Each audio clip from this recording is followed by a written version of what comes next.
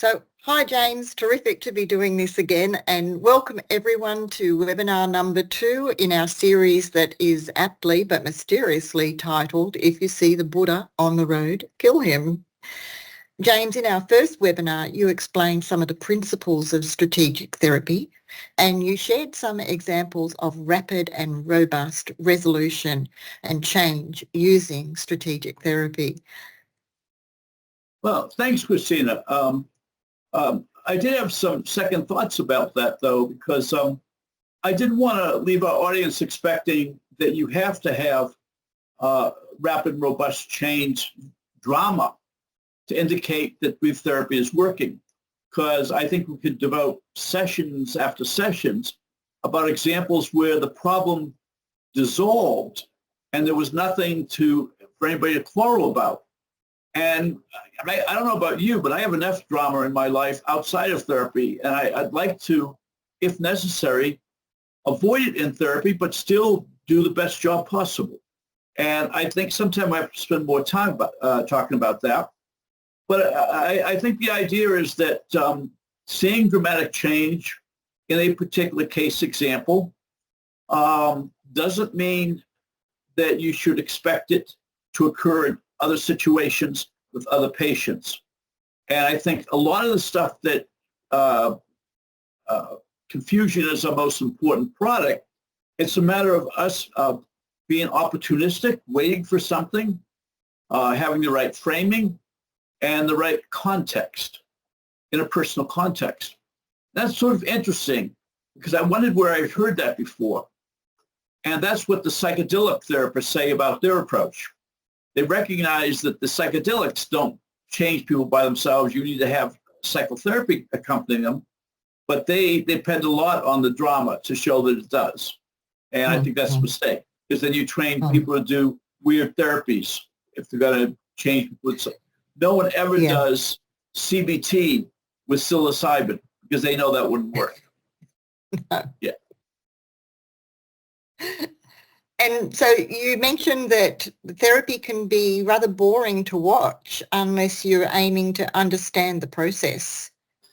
Yeah, and I think what I would like people to come away with what we've done so far is recognize a first principle.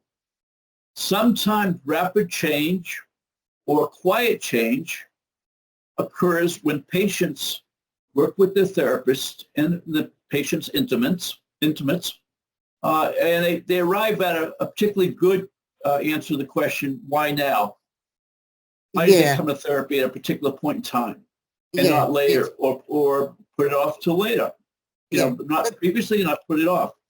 And the reason, even when the person has a diagnosable mental disorder, because they've been referred to you upon discharge from an inpatient center, it may not be their mental disorder they want to talk about. It may be some problem that's stopping them from getting on with their life. And I think that poses some interesting issues for evaluating strategic therapy as therapy. Yeah. So you're highlighting all the way along the importance of targeted curiosity about the patient's perspective of their life, why they came in at this particular time and place.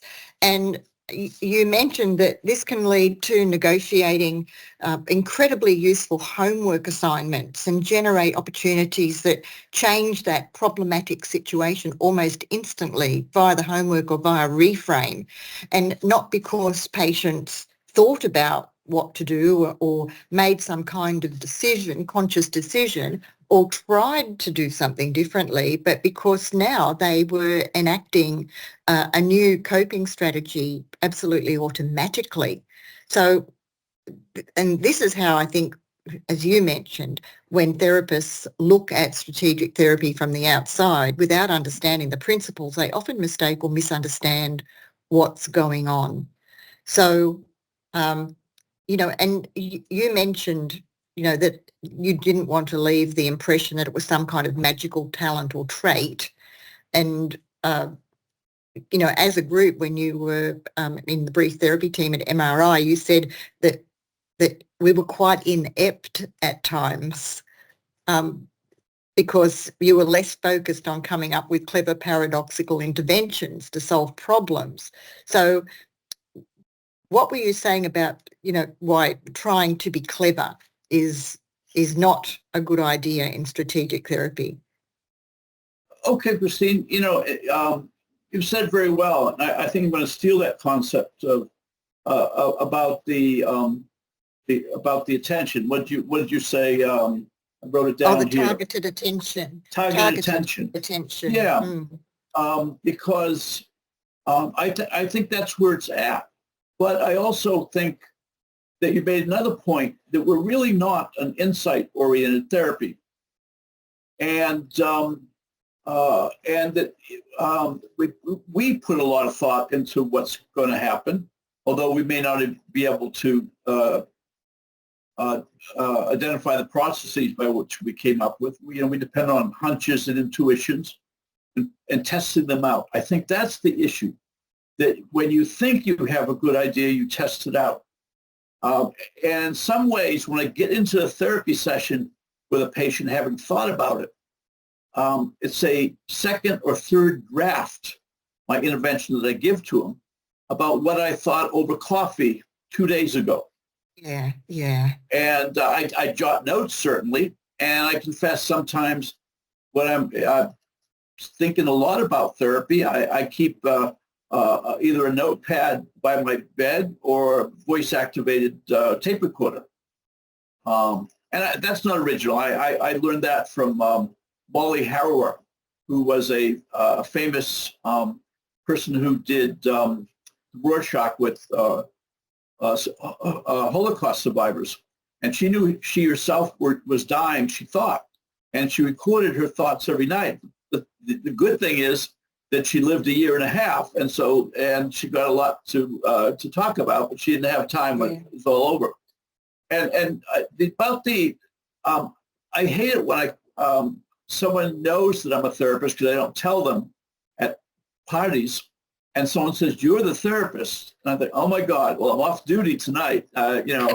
Think of me like a taxi driver who parked outside and doesn't want to give anybody any rides. It's nothing personal, but I don't want to do it. And I am inept, and I think that's the other side of the coin from being a little bit culturally removed. I come from a very poor background. I have the social skills of a lawn chair. Tell us about the Doug client for a mistake. Yeah, well, see, that was interesting. There was a client that he had left his wife because he thought that he loved his secretary, and she had really, excited him, and his wife wasn't exciting, especially after a couple of babies and being tired all the time. And so he left her, and then he had second thoughts when the secretary wanted to have babies. And so he fled home. But he'd been gone so long that his wife had gone out on a date. But she was, pretty ethical, conservative person and was reluctant to consummate the relationship. In fact, she was so upset, the guy was reduced to impotence that she was with. But he didn't believe that. He wanted to know exactly what had happened. And so I called him Doug, which wasn't his name. And I suppose I could have retreated and apologized. But instead, I took his, because everybody was up, on edge. And I looked at him and I said, why did I think your name was Doug? Why did your wife think that of being involved with him? He says, I don't know. I don't want to hear about that. Well, I said, I don't either, except for you're the one that keeps bringing it up. Every time something gets comfortable, you say, what did he do? What was it like? And I've got a solution, but you won't like it. And he said, what? I'll do anything. I said, well, no, don't tell me you'll do anything because people won't. But I'll write you a script. He said, okay, write us a script. And I wrote down that whenever he says, what was Doug like? You would say he had a little limp thing, but he did wonderful things with it. And he just, oh, that was too horrible. Stop it, stop it. And I said, well, you try to stop it. You can't, and I can't. You get upset with me because I call you Doug. And maybe that's what you need to do to get me out of your life and get back together with your wife. And so afterwards, it was sort of anticlimactic that somehow just things got better. Yeah. And when she tried to do that, because I told them if they could do it 3 times before Wednesday, then 1, I would have something to talk about on Friday.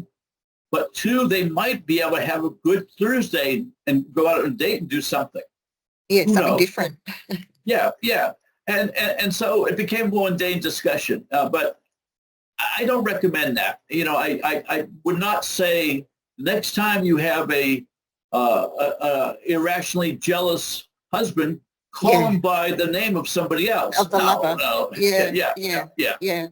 And this, I mean, this really has parallels, because people looking in on that might say, okay, well, that's the recipe. I found the recipe. I'm going to get her to use the name of the lover, and we're going to do this little routine. And that's exactly the kind of mistake that therapists can make when they look in on this seemingly magical therapy, which is not magical, but which is very principled. It's a little bit like Frank Farrelly's provocative therapy, because people would look at that and think, oh, I just have to insult or take the piss out of the client and I'll resolve this situation. So Frank Farrelly's a favourite of yours, isn't he? Well, I have to say, Christine, you're one of the very few people I've ever met that has any affection for him. I don't have any affection for him at all. Well, what happened is he really impressed us at MRI that he was doing a variation on what we were doing.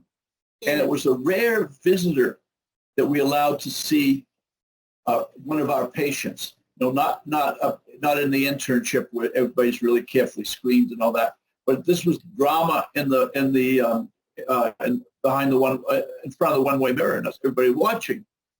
And he came on just really insulted the son that he felt was enmeshed with his parents. And in order to leave home, they had to let go.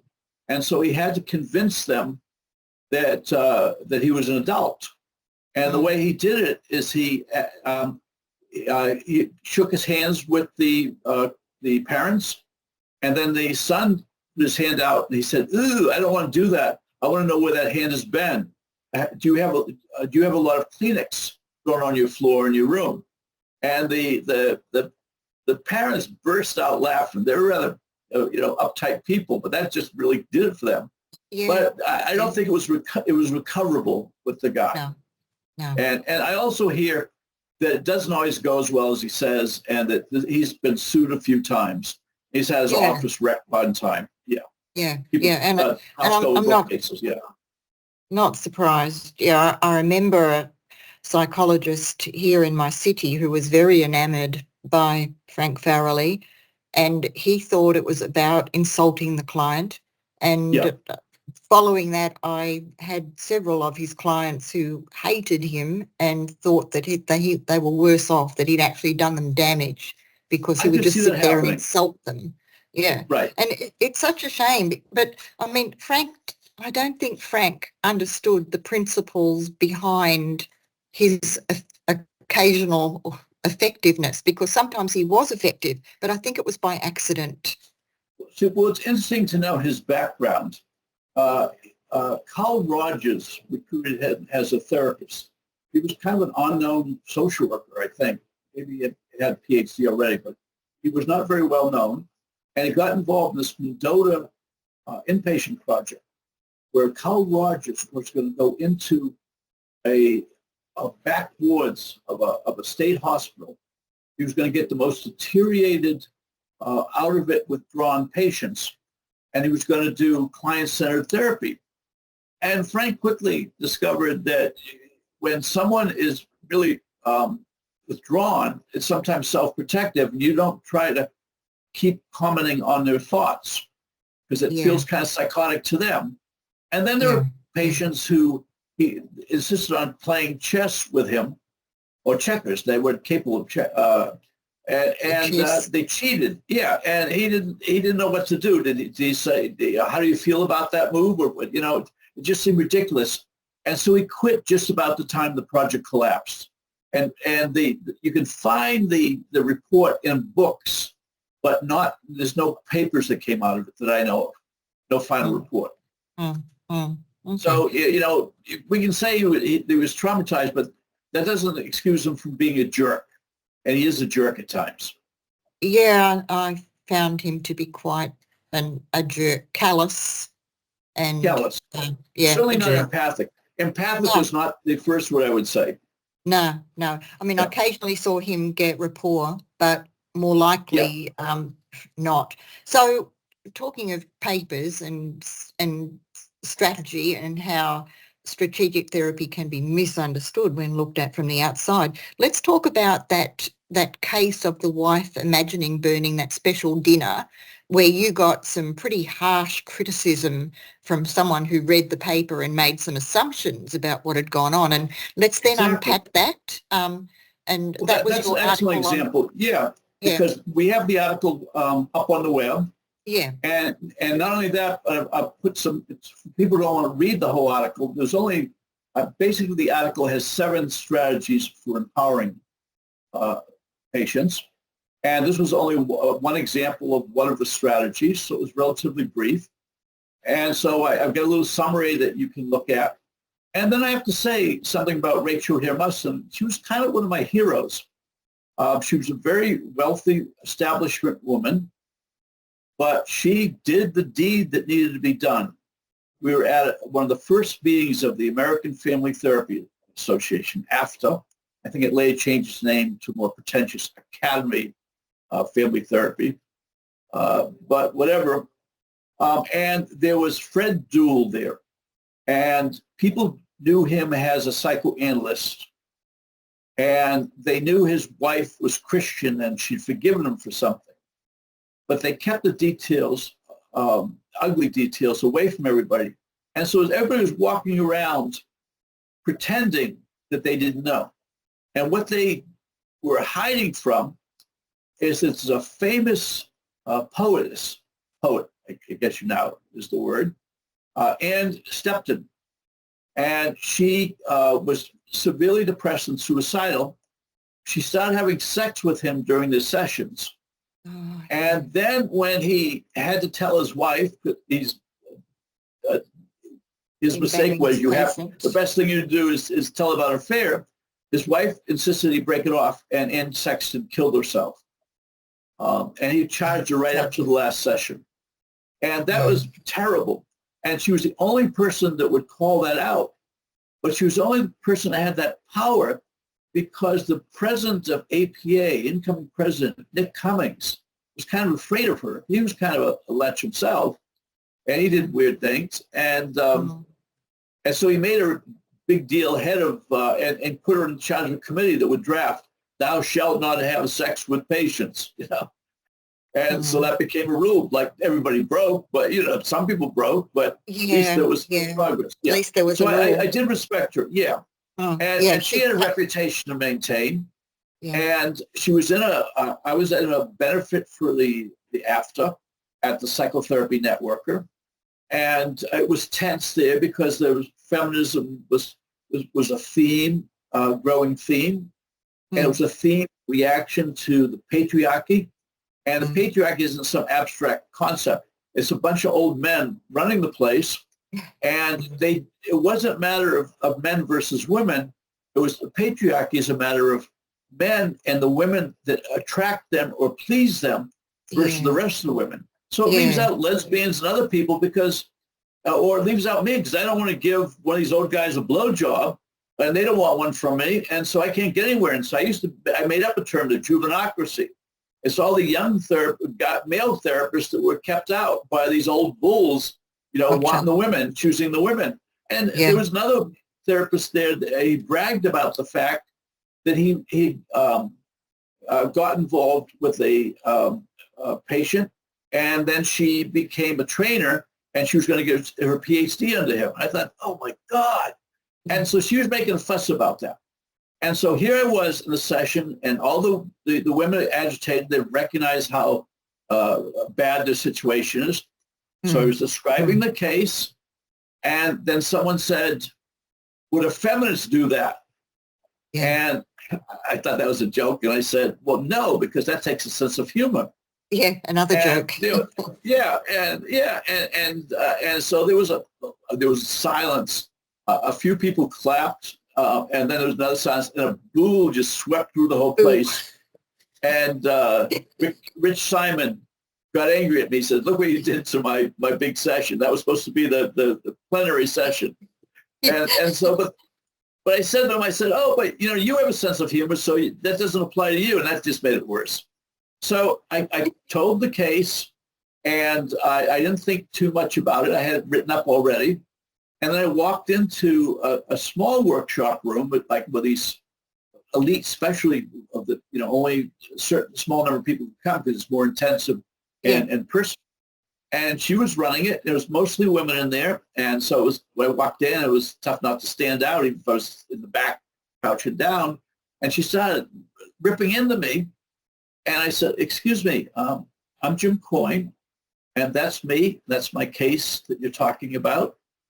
And I think you're misrepresenting me. I could see where you'd see that way, but could I have a little bit of time?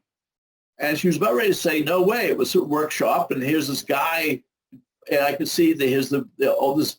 I was younger than her, but that didn't matter. But there's a young guy coming in and taking over. That's what men do. But some of the other women thought, well, if he wants to put his head on the block, let him do that. And so I started to explain the case. So let me see, because I've got it summarized, the case here. Yeah. I don't want the whole thing. So James, just to précis that case, the woman was very troubled. She's very highly qualified, very intelligent woman. She'd had to move to Silicon Valley with her husband because he got a great job. She got turned down, even though she was highly successful, because she didn't have quite the right credentials. You had her imagine that she was burning his favorite dinner and bringing it to him. And so this is what they objected to, that you had put her in a position of being subservient and only objecting in her imagination. And they thought that you were not empowering her, but disempowering her. Exactly. And I could see that. I mean, that fits the facts as they knew them. Yeah, but yeah. I knew the context. I was very easy to relate that woman.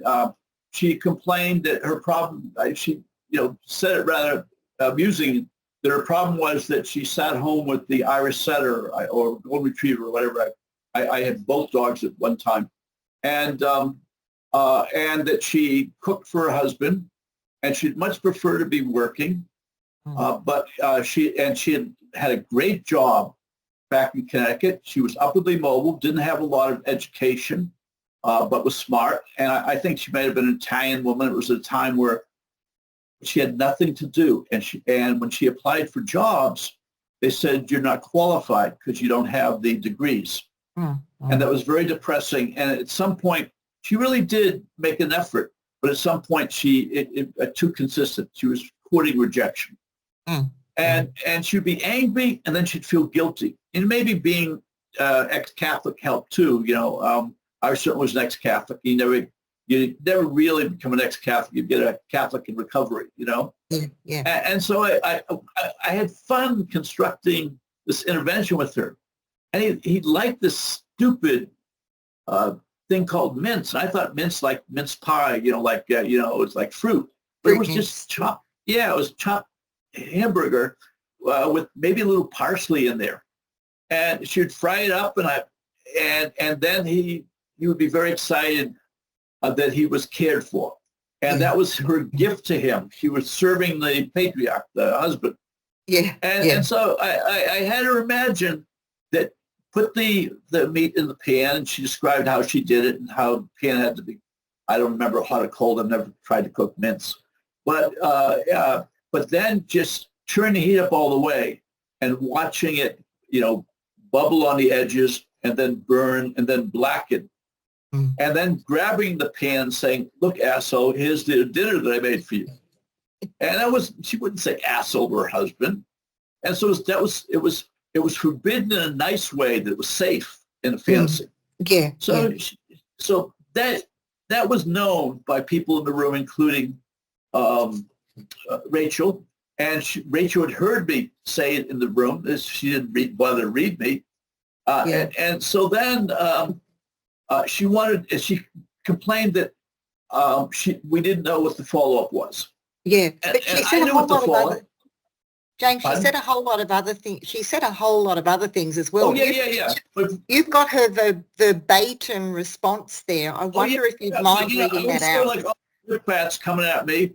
I can't catch them, and I find the one I can catch. The one is that she didn't know what happened next. So I said, well, what happened next is the husband grabbed his wife on the ass because he felt that was amorous. They had a little bit of wine because he was really getting romantic and getting himself drunk to, I don't know, maybe help. Not only that she would get drunk, but he'd get drunk because he was afraid of her. And so then he proposed they go have sex, and she just angrily threw his hand off and said, you make me a servant, and then you want to have sex with me. What am I, a prostitute? And he was very upset. He was indignant. He ran off to the bedroom, and I don't know how they ended that night. It was no interesting detail except she slept on the couch. Maybe at some point he asked her if he could replace her because he felt bad. She said no. She was on the couch, but somehow they sort of got on from there. They didn't talk a whole lot about it, but they seemed happy and spending a lot more time out. And he made the concrete concession to her that weekends belonged to her, and she would talk. She would decide, and even she could surprise him and do something she wanted that he didn't want to do, but he would accept it was a surprise. Yeah. Whatever that. So it basically confused the whole situation. It changed the dynamic.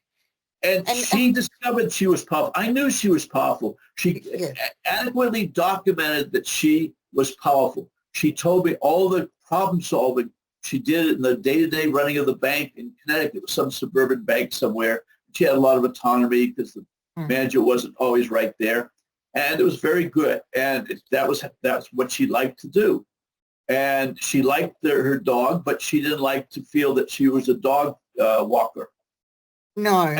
And all Rachel had seen was that you had given this woman an exercise in an exercise in powerlessness, where she could only imagine doing something in response to her husband's behaviour, and she could feel guilty about that. So Rachel felt like you were burying her in this little role. I did take some notes about that.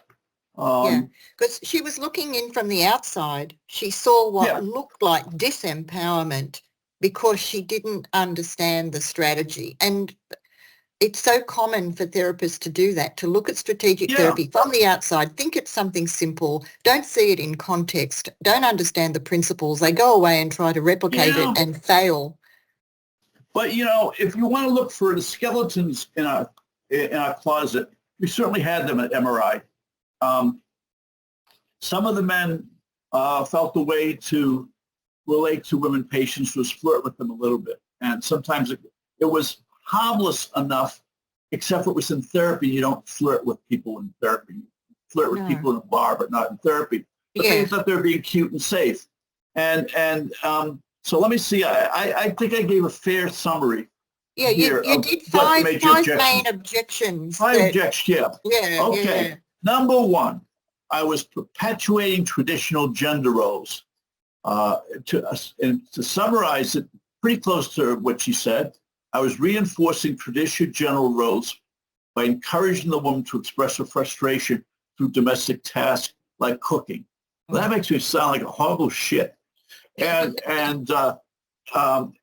this perpetuates the idea that women's empowerment is tied to domestic activity. Yeah. And number two, I was normalizing subordination fantasies. It was like, like I was planning, bondage fantasies. How to keep I it was just down. saying, cook some goddamn hamburger. I don't know. And then guilt imposition. See, the feeling guilty part was just such a joke between us because she didn't really believe, but she wasn't sure that God was going to punish her, but she was still excessively capable of guilt. And so let's play with that rather than deny it. And so it was a societal expectation, but hell, that was the societal expectation. That was the expectation of the Pope that she didn't really respect anyway, but she couldn't disrespect it. So I can't, let's see, what was the other ones? Oh, the failure to address root cause. Oh, I love that because that's the thing I love to talk about. In strategic therapy, you don't address root causes unless they're coming up in the present. It's not like the past lives like I got this metaphor from another therapist, like a woolly mammoth in the head. It's like this therapist had found this book that suggested that in Siberia, the natives, when there'd be a thaw, these mastodons or whatever, they would thaw out, and they'd been frozen so perfectly for so long, they're edible by the dogs. Yeah. But that's mastodons or mammoths, woolly mammoths. That's not us. Not people. Yeah, and no, I'm not going to ask anybody to eat a 1,000-year-old woolly mammoth. We deal with it only if it comes up in the present. If they bring it up, and sometimes they'll say, "Well, I had trauma in my childhood," and I'll say, "Well, that's interesting. How's that relevant?" Or they'll say, "I had a dream." I'll say, I'll listen to the dream, but I really don't do dreams.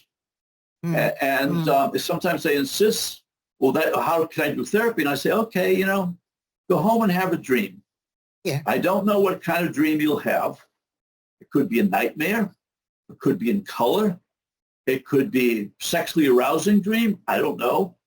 But the thing is, it'll be different than your other dreams, and you'll know you've changed. Well, how will I know? What will I change? I don't know. I really don't do dreams. And people wonder out, think that's really odd. And then come back and say, I had the dream. I say, oh, how did you change? And then they might say, oh, I got a haircut. I said, that's a good sign too. People generally get haircuts to mark they're different. So you're really getting different. But how do you know you'll stay different? Yeah. And so it's this conversation. I guess that's one thing I need to say at this point. Therapeutic conversation is not normal conversation. And so sometimes it could sound odd if you're eavesdropping. He said that shit to a patient? Yeah, well, that's what he does. And it seemed to work. It's allowing the patient to figure it out. Yeah, but exactly. But it's a quiet negotiating process behind it all. And that's what's missing, because if you're just looking for the drama, you miss that. Yeah. And, regarding that point of criticism about failure to address root causes, I mean, you could sit all day and talk about underlying power dynamics, systemic issues, blah, blah, blah, blah. And you may as well just write a thesis. That's not going to change the client, and the insight's not going to change the client. What does the client need to change? So, sorry to butt in like that, but then you had that accusation, your fifth criticism about the lack of follow-up. And so the follow-up, I thought was pretty funny. What an assumption. Yeah, that's it. She was assuming about me.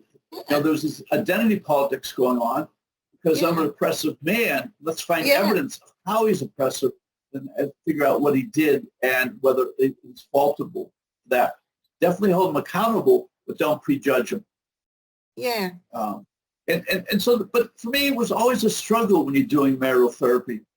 Certainly, if someone's depressed, if they die, it's not a good outcome. You've ended the depression, but it's not a good outcome. No. But if someone has a very distressed marriage, it's not clear that they're better off that they would be better off without that marriage. That's not for me to decide. No, no. So, yeah. So it's not our job to impose our own values, our own theories, our own blah, blah, blah. We don't have the right to bring that into therapy, do we? We don't have the right to decide what's healthy and what's not, and therefore we're going to make this client do that thing. Well, you know, if Rachel has a sign on a door, feminist therapy, then no one's confused, and she did. So people go to her, want feminist therapy, they go to me, and it's not clear that's what I do, and I'm not comfortable doing that. That's not to say I don't have my opinions, and sometimes things are too out of hand that I feel an ethical responsibility, but to do it gently. Yeah. It's a fine line, though. It's a fine line, I think, it? Yeah, like, I mean, there's a sort of, there's an idea that no one wants to talk about that has a lot of validity, that there are clearly abusive men, there's some abusive women, but there's a crucible in a lot of relationships of what's called common couples violence. And they give each other a lot of verbal abuse. And maybe even the woman slaps the husband. But the difference is not just in sex roles, but in power to hurt physically. And so that's objectionable. But I might say, you know, I have to say, if my sister was in the situation that you are, or my mother was alive and she'd been a single parent and she started dating, I would have to say, you don't belong in a relationship like that. Get out. And I might even have some harsh things to say to the guy. But that's because I'm not in a therapy relationship. I'm in a personal relationship. And sometimes I would even joke about other times in therapy. So you're talking about personal things.